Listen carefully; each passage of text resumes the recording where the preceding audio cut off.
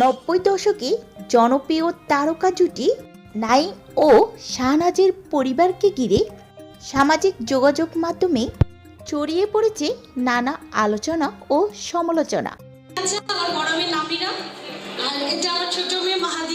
অনেকে প্রশ্ন তুলেছেন, পরিবারের বড় মেয়ে থাকা সত্ত্বেও কেন ছোট মেয়ের বিয়েটা এতটা আড়ালে সম্পন্ন হলো? কেনই বা বিয়ের বিষয়টি আগে আলোচনা বা জানানো হয়নি? খোঁজ নিয়ে জানা গিয়েছে, শাহনাজ ও নাইমের ছোট মেয়ের বিয়ে আগেই সম্পন্ন হয়েছে। আর বিয়েটি সম্পন্ন হয় গত 24শে ডিসেম্বর উত্তরায় একেবারে ঘরোয়া পরিবেশে। এমনকি পারিবারিক আয়োজনে এ বিয়েটি সম্পন্ন হয়। কোনো জাঁকজমক আয়োজন ছিল না। ঘনিষ্ঠ আত্মীয় ছাড়া অন্য কেউ এ বিষয়টি জানত না। পরে সামাজিক যোগাযোগের মাধ্যমে বিয়ের খবরটি প্রকাশে আসে। আর এই খবরটি প্রকাশে আসার সাথে সাথে শুরু হয়ে যায় তুমুল আলোচনা ও সমালোচনা।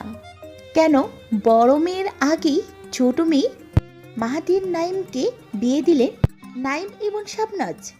এক সূত্রে জানা যায়, গোপনে বিয়ে করেছে গত 24শে ডিসেম্বর নাইম ও শাবনাজের এই ছোট মেয়েটি।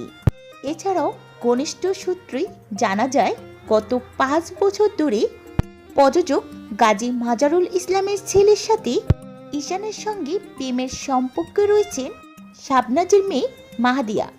ঈশান সপরিবারে সিডনিতে থাকে।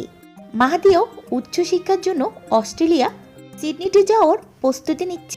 তাদের 5 বছরের সম্পর্ক পূর্ণতা দিতে পারিবারিকভাবে বিয়ের আনুষ্ঠানিকতা সম্পন্ন করে পরিবারটি।